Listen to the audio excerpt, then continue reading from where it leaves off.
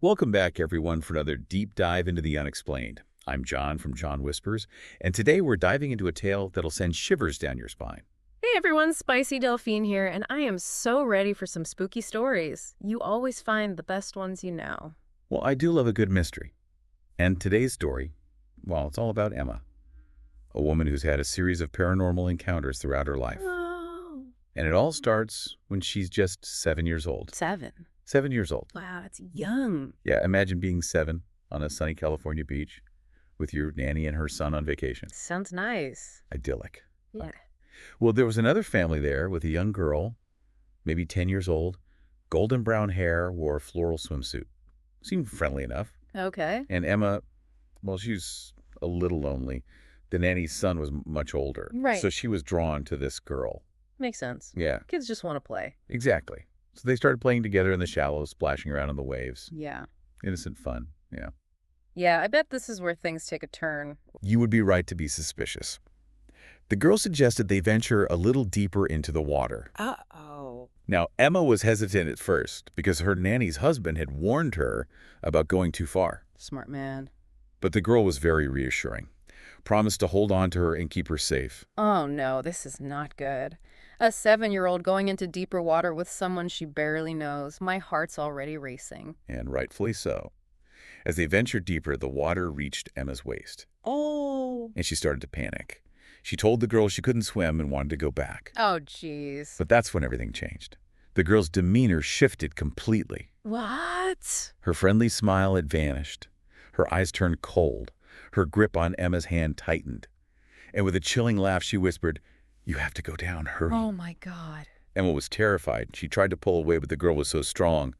And suddenly she pulled her under the water, forcefully dunking her head beneath the waves. Oh my gosh, what did she do? Was anyone around to see this? Emma was choking on the salt water, struggling to breathe. And thankfully, she lost consciousness. Ugh. When she came to watch it, she was lying on the beach, surrounded by people. Her nanny's husband was furious, scolding her for disobeying him and going near the water. Oh yeah, well he probably was terrified. Yeah, But wait, if she was unconscious, how did she get back to the beach? Did anyone see what happened? that's the truly chilling part of this story. Emma tearfully tried to explain that the girl had pulled her in, that she wasn't alone. But according to everyone on that beach, there were no other children present except for Emma and the nanny's son. No way. Are you serious? So no one else saw this girl. It's like she just vanished. Exactly. It was like she never existed. Mm. And this experience left a deep scar on Emma, instilled in her a profound fear of water that she carries to this day. Oh, I bet. That's like something out of a nightmare. It really is. To be pulled underwater by someone who then disappears, I know. that would stay with you forever. It really would. And this was just the beginning of Emma's strange encounters with the unexplained. Wait, there's more. This is only the first story. Oh gosh, you're killing me with the suspense. Oh, we're just getting started. Emma's life takes her to some eerie places, and with each step, the paranormal activity just seems to follow her. But for those details, you're going to have to wait until the next part of our deep dive. Ugh, the suspense is killing me. I can't wait to hear what happens next. This is already giving me goosebumps. You know, right? We'll be back soon with more of Emma's story. Until then, dear listeners, keep those lights on. That beach story, it's just stuck in my head. It's so strange how the girl just disappeared. It is unsettling. Like, do you think maybe there was some kind of like psychic imprint left on that location? A lingering energy from a past event? It's an interesting theory. Some paranormal investigators believe that strong emotions or traumatic events can leave behind a kind of energetic residue that sensitive individuals can pick up on. Like an echo of the past. That's kind of spooky, but it would explain why certain places are associated with ghost stories and paranormal activity. Exactly. But for now, let's get back to Emma's story. We left off with her as a teenager, still experiencing these strange occurrences. Right, you mentioned she had another encounter at a hospital where her mom worked. Yes, her mother was a night shift nurse at a small, somewhat eerie hospital upstate New York. And Emma often accompanied her mom to work, spent her evenings in the dimly lit waiting areas near the nurse's station. I can already picture it. A quiet hospital at night, long, empty corridors, the faint hum of medical equipment. It sounds like a perfect setting for a ghost story. You're not wrong. One night, Emma was dozing off in a chair near the nurse's station when a man in his 40s or 50s approached the counter, looking distressed. He urgently told Emma's mother that the patient in room 11 wasn't doing well and needed immediate attention. Oh gosh, so what did her mom do? Well, being a dedicated nurse, Emma's mother immediately rushed to room 11 to check on the patient. But when she returned, she told Emma that everything was fine, the patient was stable breathing normally.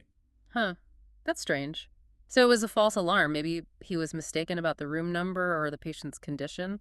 You would think so. But less than an hour later, the same man reappeared at the counter.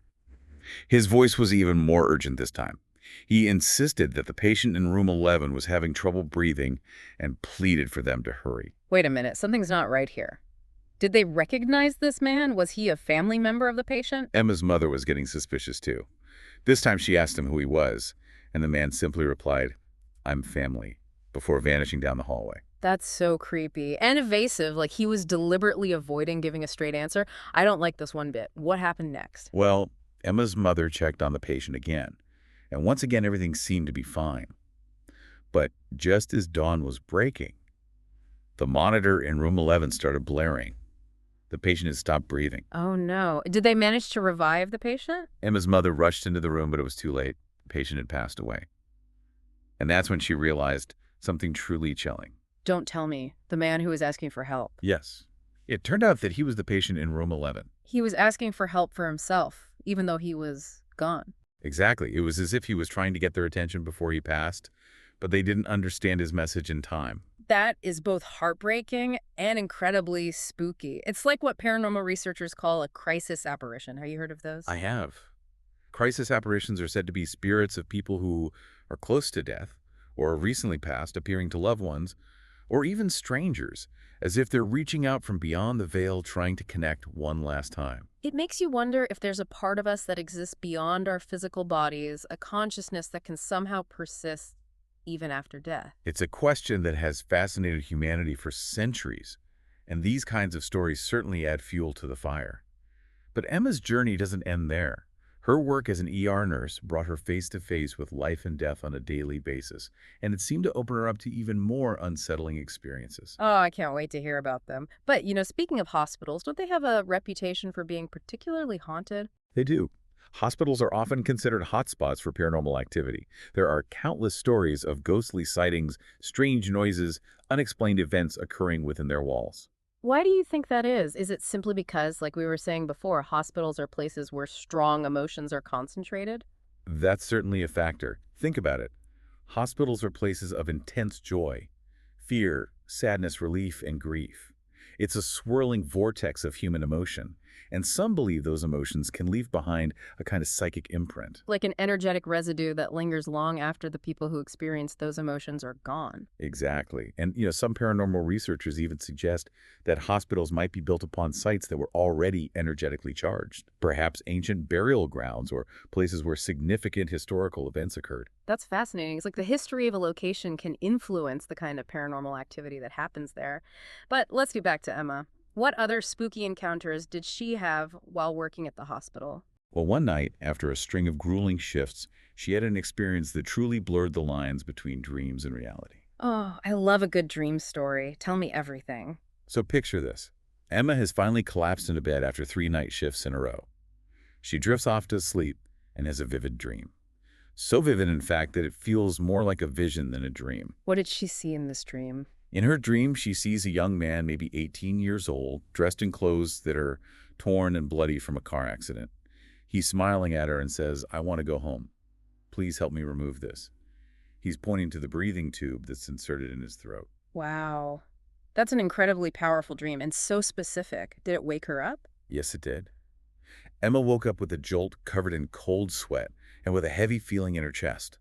It was 3 a.m., and she couldn't shake the unsettling feeling that the dream was more than just a dream. I can imagine. It's like those dreams that stay with you long after you wake up, leaving you with that lingering sense of unease. What did she do? Well, she couldn't get the dream out of her mind, so she decided to head to the hospital a bit earlier than usual that night. As soon as she arrived, she was greeted by a colleague who told her about a young man who had been brought in earlier that night following a serious car accident. He was still in critical condition. No way. Her dream was about this patient. That's incredible. Or incredibly creepy, I should say. It gets even creepier. Emma stood there frozen as the realization hit her. The timing, the description of the young man, everything matched her dream perfectly. It was as if she had seen a glimpse of the future. That's mind-blowing and a little bit terrifying, to be honest. So what happened to the young man? Sadly, an hour later, the young man's condition deteriorated rapidly. His family chose not to resuscitate, and Emma and the other nurses stayed with him, providing comfort as he peacefully passed away. Oh, how heartbreaking. I can only imagine how emotional that must have been for Emma, especially after her dream. It's like she was given a glimpse into his final moments, a premonition of his passing. It was a profound experience for her, and it reinforced her belief that there's something more out there, something beyond our understanding of life and death. That's a lot to process. It makes you wonder if there's a connection between the living and the dead, some kind of communication that transcends our physical limitations. It's a question that has haunted humanity for centuries. And it seems like Emma's experiences are leading her further down that path of exploration. I'm eager to hear where that path leads her. But for now, I think our listeners need a moment to catch their breath after that intense story. You're right. We've covered a lot of ground tonight exploring Emma's chilling encounters with the unexplained. From the mysterious girl on the beach to the premonition of the dying patient, her experiences have certainly challenged our perceptions of reality. They have, and while we haven't provided all the answers, I think we've raised some interesting questions about the nature of the paranormal, the persistence of energy, and the possibility of life after death. Absolutely. And on that note, we'll take a short break. But don't go anywhere. When we return, we'll delve into the story of Emma's most terrifying encounter yet. A haunting in her own home. A haunting in her own home. That's terrifying. I can't imagine feeling unsafe in your own space. It's unsettling, to say the least. Feeling like an outsider in your own home, always on edge, never knowing what might happen next. That's what Emma went through for months. Months. So this wasn't just like a one-time thing? No, this is a full-blown haunting, complete with all the classic signs. Oh, no. It started subtly. Yeah. Small things, hearing whispers when no one was around, Okay. finding objects move from where she left them. Oh, gosh, I hate that. I misplace things all the time, but I'd be seriously freaked out if I thought it was something paranormal. Right. It's like, where do you draw the line between everyday forgetfulness and something more sinister? But for Emma, it escalated. Beyond misplaced keys or a creaky old house, doors started slamming shut on their own, even when there were no drafts. She'd hear footsteps coming from the attic, heavy and slow, even though she lived alone. In the attic. Oh, no, that's straight out of a horror movie. It was like a scene from a nightmare. And the most unsettling part of it all was that feeling of being watched constantly. Yeah. Like someone or something was always lurking, just out of sight. Okay, now I'm getting goosebumps just thinking about it. That feeling of being watched is so primal, so unsettling. Exactly. And for Emma, it was relentless. It followed her from room to room, even into the bathroom, where she'd catch glimpses of movement in the mirror's reflection, like a shadow flitting by. Wait, hold on. The mirror again. Remember her experience in the hospital, seeing the little girl crying in the mirror? Is there a connection here? It's possible. Mirrors have long been associated with the supernatural. Oh. Often seen as portals to other realms, or as reflecting something beyond our physical vision. Maybe Emma's sensitivity to the paranormal made her more susceptible to seeing these fleeting glimpses in reflective surfaces. That's a chilling thought. It adds another layer of creepiness to this whole story. But you're saying the haunting got even worse. Yes, unfortunately. Yeah. It escalated to the point where she was genuinely terrified to be alone in her own home. One night she was lying in bed trying to fall asleep when she felt something pressed down on the mattress next to her. Oh, God. Like someone was sitting on the edge of the bed. Oh, my gosh. What did she do? I would have screamed. She froze, too terrified to move or even open her eyes. She could feel the weight of it, the indentation in the mattress. Wow. Like an invisible presence was right there beside her. That is so scary. Like something out of a horror movie, but scarier because it's real. Did she ever see what it was? She didn't dare to look. She just lay there petrified until the feeling eventually subsided. But after that night, she knew she couldn't stay in that house any longer. It was too much. I don't blame her one bit. And that's exactly what she did. She moved out, never to return to that house again. To this day, she's convinced that it was haunted, a place where the veil between our world and the spirit world was thin, allowing for these terrifying encounters. That is one chilling story, and it makes you think what happens when these experiences become so overwhelming, so intrusive, that they completely disrupt your life. How do you cope with the unknown when it invades your personal space like that? That's a question that a lot of people who've had paranormal experiences have to ask themselves. For some, it leads to a deeper exploration of the supernatural, a search for answers and understanding. For others, it can be a source of fear and anxiety, something they try to suppress or rationalize away. Like a fork in the road. Do you lean into the mystery or do you run from it? Yeah. And how do you find a sense of peace and normalcy when the boundaries of reality seem to blur? It's a tough challenge to face, and there are no easy answers. But I think Emma's story reminds us that we're not alone in these experiences. Countless people around the world have reported encounters with the unexplained. And while we may not have all the answers, sharing these stories, exploring different perspectives, and keeping an open mind can help us navigate these uncharted waters. You're right. It's a reminder that the world is full of mysteries, and sometimes even the most unsettling experiences can also be the most transformative. They lead us to question our assumptions and expand our understanding of what might be possible. Well said. And on that note, we've reached the end of our deep dive into Emma's haunting experiences. We've journeyed from a sunny California beach to a spooky hospital and finally to a haunted house. And along the way, we've encountered some truly spine-tingling phenomena. We have. It's been quite a ride. And I hope our listeners have enjoyed exploring these stories with us. I hope so too. But before we go, I'd love to hear from our listeners. Have you ever had a paranormal encounter? What are your thoughts on ghost spirits and the possibility of life after death? Share your stories and thoughts with us. We'd love to hear them. Yes, definitely. We want to hear from you. And remember, whether you're a believer or a skeptic, there's always something to be learned from these stories. They challenge us to think outside the box, to consider different perspectives, and to embrace the mystery that surrounds us. So until next time, keep your senses sharp, your minds open, and remember, sometimes the most incredible stories are the ones we can't explain.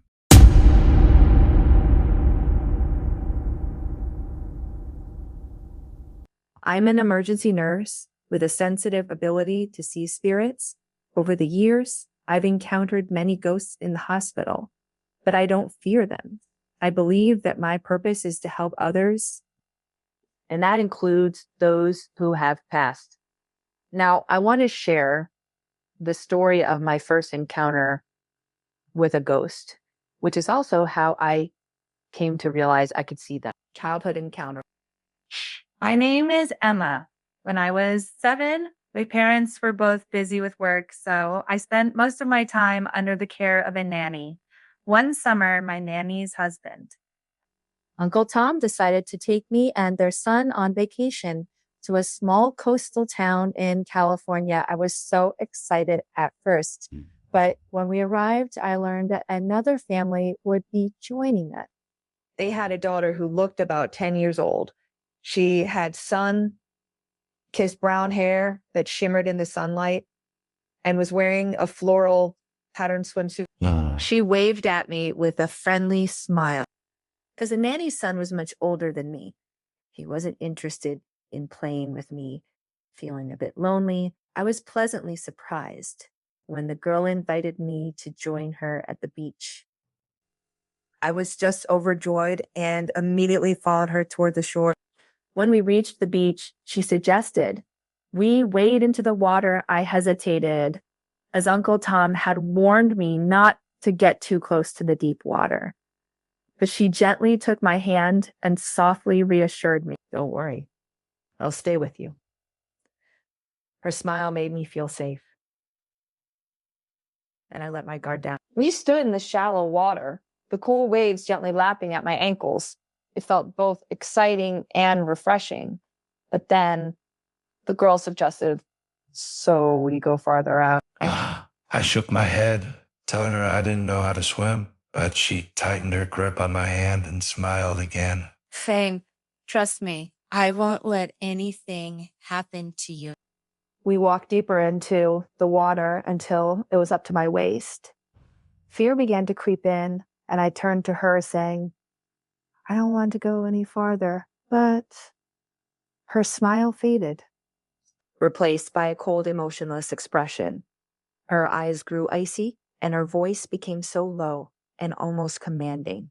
"You need to go deeper," she said. I screamed in terror and tried to pull away. Her grip was like iron. She pressed me deeper into the icy water. I felt the cold waves rushing into my mouth and I struggled to breathe. Feeling myself suffocating, the world around me began to blur. Literally, really. When I woke up, I was lying on the sand, surrounded by people. Uncle Tom stood over me, pale and frantic. Didn't I tell you not to go near the water? Really? He scolded me angrily. Through my tears, I told him it was that girl. She pulled me in. She was right next to me. Uncle Tom stared at me in confusion. He told me there were no other children on the beach, just us. At the time, I was too young to understand what had happened. But as the years went by, I began to realize that the girl might have been the ghost of his spirit lingering by the shore, trying to pull me under in her place. After that experience, I developed a deep fear of water. Even now, I can't bring myself to step into any deep water. Since that encounter by the beach, strange and unexplainable phenomena have continued to appear in my life. In middle school, I often accompanied my mother to the old hospital where she worked in a suburban area of New York. The hospital had dimly lit hallways and an eerie silence hung in the air, as though something might leap out from the shadows at any moment. One night while I was dozing off by the nurse's station, a middle-aged man walked up to the counter, his face filled with anxiety. He urgently told my mother, "The patient in bed 11 is in critical condition. Please go check on him." Without hesitation, my mother dropped what she was doing and hurried toward the room. A few minutes later, she returned and told me the patient's condition is stable. There's nothing to worry about. Less than an hour later, the man reappeared. His voice was low and hurried as he said, "He's having trouble breathing now. You need to come quickly." My mother asked, "Are you a relative of the patient?" He coldly replied, "Yes." Then he turned and walked down the hall, disappearing into the dim light. My mother checked on bed 11 again, but once more there was no sign of anything wrong. It wasn't until just before dawn that the monitor by bed 11 suddenly blared with a shrill alarm. The patient's heart had stopped. My mother rushed into the room, but it was already too late. As she removed the ventilator, she froze in place, her face. She whispered, "The man who came to the counter earlier really was the patient." In that moment, a cold shiver ran down my spine. My mother told me that this hospital's palliative care ward often experienced similar occurrences. It seemed that the souls of the patient, aware of their imminent departure, sometimes tries to communicate with us in strange ways. Many years later, I became an emergency room nurse, working tirelessly on the front lines of life and death. One day, after working 3 consecutive night shifts, I collapsed onto my bed, exhausted, and fell into a deep sleep. In the dream, I saw a young boy, his clothes stained with blood. He smiled at me and said, "Core, I want to go home. Can you help me take this out?" He was pointing to the breathing tube inserted in his mouth. That moment in the dream made my skin crawl. I woke up with a start and realized it was 3 a.m. When I arrived at the hospital, I was told that the ER had just admitted a teenager who had been in a severe car accident. His condition was critical, but there was still a faint hope. A few hours later, the boy's vital signs began to deteriorate rapidly following the family's wishes. We did not attempt further resuscitation as he passed away peacefully. I remembered the words from my dream daily, "I want to go home daily." That was the first time in my nursing career that I truly felt the weight of a soul. While science cannot explain these phenomena, they taught me to face the fragility and impermanence of life with a calm heart. Sometimes all we can do is help these souls find their way home.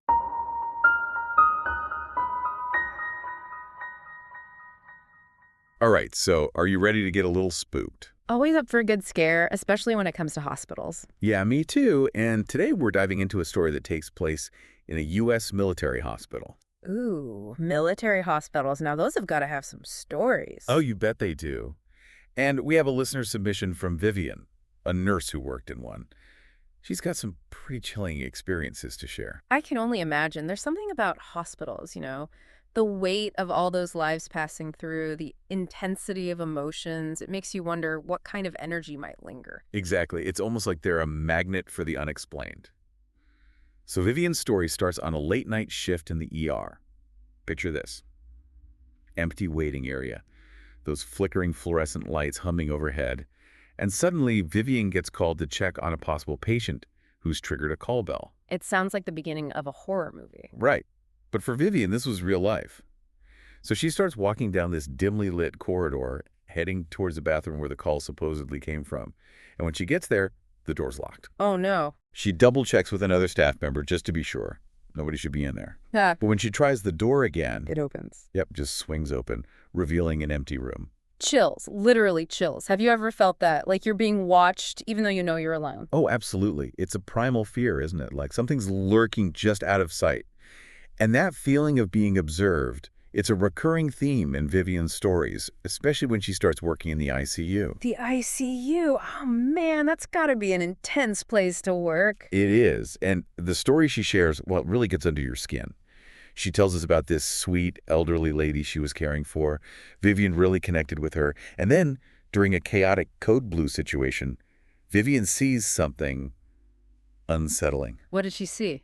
A shadowy figure standing by the woman's bed. She even describes feeling blocked while trying to do her charting, like something was preventing her from working. Almost as if the presence was focused on the patient. Protecting her, maybe. This idea of spirits lingering around the recently deceased, it's not just limited to hospitals. It's a common thread across cultures and throughout history. There's this sense that the soul might need time to transition, to let go. That's a really interesting point. And it makes what happens next even more chilling. After the patient passes, Vivian is preparing the body, and she sees the woman under the bed. Whoa, hold on. She saw the deceased woman under the bed. Yeah, looking up at her. Can you imagine? But wait, there's more. Later that same night, she encounters a white figure in the laundry room. Okay, this is getting really creepy. Do you think it's possible that the hospital itself, as a place where life and death are constantly intersecting, could be like a conduit for these kinds of experiences? It's a fascinating thought, right? Yeah. It's almost like those stories about objects holding on to the energy of their previous owners. What if places can do that too? But, not all of Vivian's experiences are scary. She also shares some incredibly moving stories, especially from her time working in a nursing home. Oh, really? Tell me about those. Well, there's this one about an old man who seemed to know exactly when he was going to die. That's both sad and amazing at the same time. It is. He matter-of-factly told Vivian that his time was close. And a few days later, he passed away peacefully in his sleep. But that night, Vivian heard his bed shaking, like he was tossing and turning. But he was gone. Yeah, the bed was empty. That's so eerie. Could it have been his spirit somehow lingering, maybe trying to say goodbye or something? It's possible. Maybe some spirits need to communicate something, to find closure, before they can truly move on. But Vivian has another story about a kind woman who passed away, and then appeared to Vivian in a dream. Dream visitations, huh? That's another one that pops up in so many cultures. Almost like dreams are a bridge between worlds, a place where communication with spirits becomes possible. If you could receive one final message from someone you've lost, what would you want to hear? That's a really powerful question. It makes you think about the messages we carry with us, even beyond this life. But back at the hospital, Vivian's strange experiences weren't over yet. She also mentions an automatic door on one of the floors, one that would open on its own. Wait, even though it wasn't a sensor-activated door? Exactly. Someone or something had to be physically pushing it open. Okay. And then there's the story of Joe, a patient who kept seeing figures in his room. Oh no, not more figures. What happened? Well, on the day Joe died, he told Vivian that they had come for him. It's giving me goosebumps just thinking about it. But you have to wonder, how much of this is the power of suggestion? If everyone's whispering about ghosts in the hallways, it's easy to start seeing things, especially in a place like a hospital where emotions are already heightened. Do you think there's something to that? This idea that shared stories and folklore can actually influence our perceptions? It's definitely possible. Our minds are powerful things. Maybe those shared experiences tap into something real, a collective energy that shapes the atmosphere of a place. Yeah. It's fascinating to consider, isn't it? It really is. And it makes you wonder if those subtle shifts in energy that Vivian describes, those moments where something just feels off, are something we should be paying more attention to. I agree. But unfortunately, we're just about out of time for this part of the deep dive. Oh no. Don't worry though, we'll be back soon to continue our exploration of Vivian's chilling experiences. But in the meantime, We want to hear from you. yeah. Have you ever had an experience in a hospital or any other place that left you wondering if there was more to the story? Share your thoughts in the comments below. We might even feature your story in a future episode. You know what strikes me about Vivian's stories? She doesn't seem scared. You're right, she doesn't. It's almost like she accepts these experiences as part of working in a hospital, a place where life and death are always present. Exactly, like it's just another aspect of the job. Maybe a hospital with all its emotions and energy becomes a teacher for her, you know? That's an interesting way to look at it. What if hospitals really are emotional sponges like we were talking about before, soaking up all the feelings from patients and families, the joy and the sorrow, the relief and the grief? Right. Could that explain some of the unexplained events? Maybe. It's like those stories about objects holding on to the energy of their previous owners. But what if places can do that too, especially hospitals? Makes you think, doesn't it? What if Vivian's sensing the emotional weight of the hospital itself, not just individual spirits? Yeah, it's like the building itself has a story to tell. And think about how many cultures have traditions and beliefs about spirits and lingering energy, ancestor veneration, haunted places. It's like a universal fascination. Absolutely. It seems like we all have this need to understand what happens after we die, this hope that some part of us continues on. And these stories, whether true or not, offer a glimmer of that possibility, a sense of continuity. Like that story Vivian shared about the kind lady who appeared to her in a dream. Yeah, the dream visitations, almost like she was offering comfort from beyond the veil. And what about the old man who predicted his own death and then maybe made his presence known one last time? It's almost like he was reassuring Vivian that he was okay. But it's both beautiful and a little bit creepy, isn't it? It is. What if these experiences, even the unsettling ones, show the power of human connection even in death? That's a really profound thought. What if it's not about believing in ghosts, but believing in the power of the human spirit, the connections that go beyond our understanding of life and death? I love that. But you mentioned emotional residue before. Can you tell us a bit more about that? It's not scientifically proven, but it's a fascinating idea. Basically, it suggests our emotions, thoughts, experiences leave a trace. Like an energetic footprint. Exactly. And those footprints build up in places, especially where intense emotions have happened over and over again. So in a hospital. Imagine all the hope, fear, joy, sorrow. It could create a powerful emotional field. And some people might be more sensitive to that field than others. Exactly. The more intuitive or empathetic you are, the more likely you might pick up on those energy shifts, those chills, that feeling of being watched. It's like having a heightened sense of smell, but for emotions. That's a great analogy. And in a hospital where emotions are already so strong, that emotional scent could be incredibly potent. It makes you wonder, what else are we missing? What other things are we not tuned into? It's humbling, right? To think there might be so much more to reality than what we can see and hear and touch. It definitely challenges our ideas of what's real, but that's what's so great about these conversations. They push us to think beyond the familiar. And maybe become more open to the mysteries around us, the unseen forces that shape our lives. But let's get back to Vivian's experiences for a minute. We talked about the scary stuff, the comforting stuff, emotional residue, but there's another side to her story. How these experiences affected her as a nurse. Yes. She doesn't shy away from them. She learns from them. She even says these experiences made her a better nurse, more compassionate and understanding. That's amazing. It's like the hospital, with all its mystery and challenges, trained her to see beyond the surface, to connect with patients on a deeper level. That makes me think about all the healthcare workers out there dealing with life and death every day. They must have incredible stories. I bet they do. Stories that could teach us about compassion and resilience. Maybe we just need to listen more carefully, pay attention to the wisdom around us.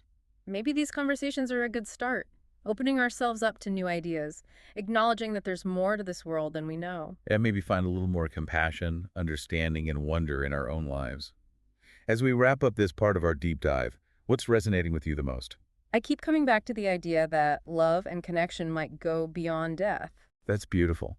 It's a reminder that even though we don't understand everything about life and death, we can still find meaning and connection in the midst of the mystery. So we've explored a lot of Vivian's experiences at that military hospital.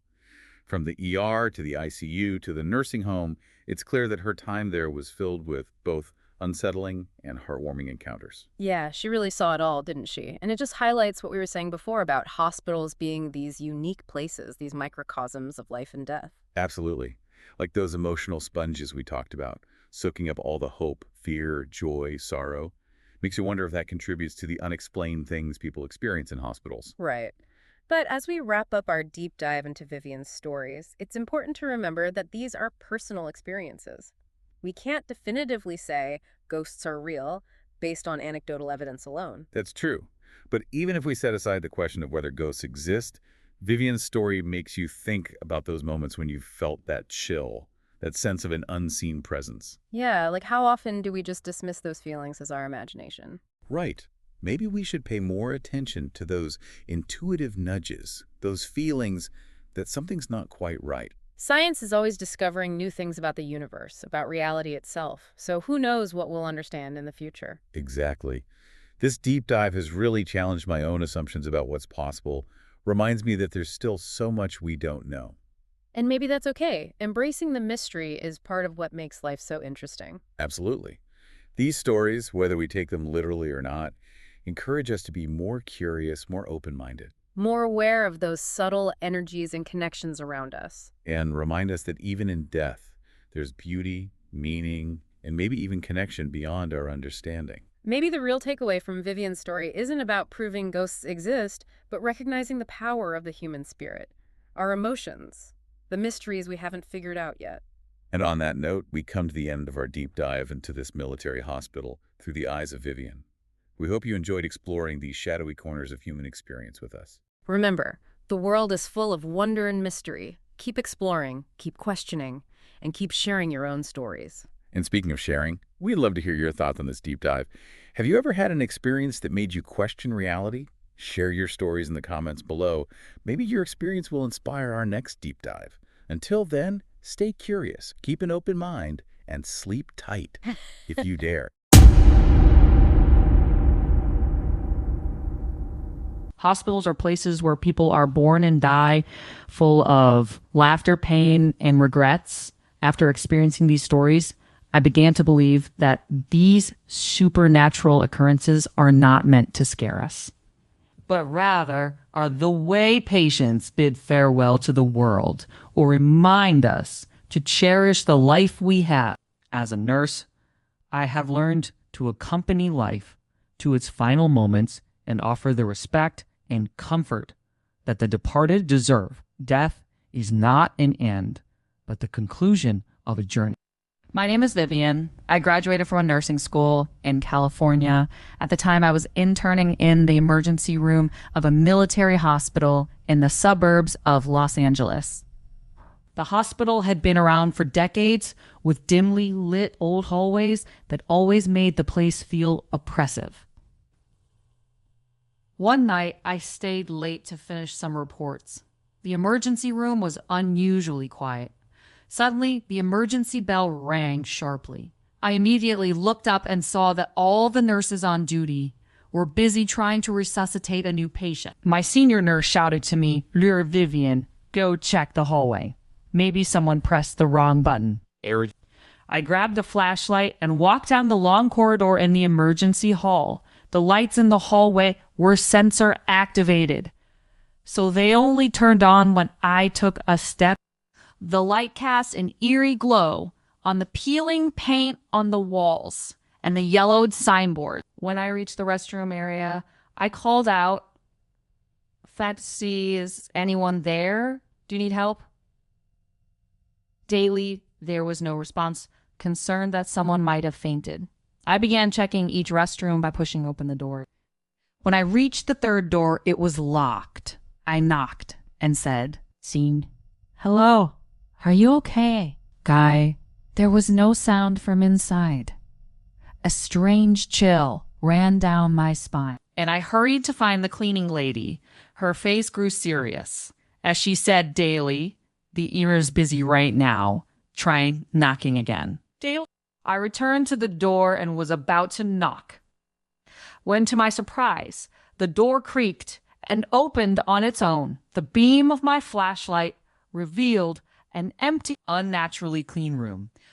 I stepped back in fear, and the cleaning lady stood frozen before hurriedly pulling me away from the corridor.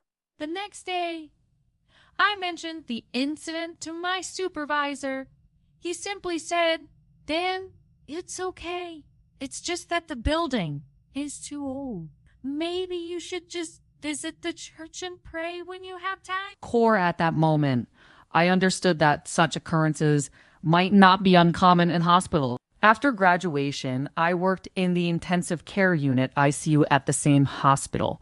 The patients here were critically ill, fighting death every day. One elderly woman had been hospitalized for 2 weeks. She would always smile and chat with me, making me feel particularly at ease. But one night her condition suddenly took a turn for the worse. And the alarm went off frantically as I stood at the foot of her bed, preparing to record some data. I saw a vague shadow standing beside her bed. At that moment, my fingers almost froze. But in the next second, the resuscitation team rushed in to start emergency treatment. However, the old lady ultimately couldn't make it. While cleaning up the room later, I pulled up her sheets and felt something tugging at them. Looking down, I saw her lying beneath the bed, staring directly at me. My heart nearly stopped and I froze in place. But when I looked up again, she had disappeared. That night, I took the sheets to the laundry room. As I opened the door, I saw a white figure rushing toward me. My breath stopped for a moment. But after calming down, I whispered, "In Grandma, you're gone now. It's time to go home and be with your family." Dave. Later, I discovered that the elderly woman's family had left her memorial photo in the room. I immediately contacted them to take the photo away. And after that, the ICU was no longer affected by strange events. While volunteering at a nursing home, I encountered so many elderly people nearing the end of their lives. One elderly gentleman often hummed his favorite old song seen under the old oak tree daily. In the garden, he would tell me daily, "Vivian, my time is coming soon." Daily, I would smile and reassure him, "Core, it's okay, you'll pull through." Daily. But one day, he said very seriously, "So raining today.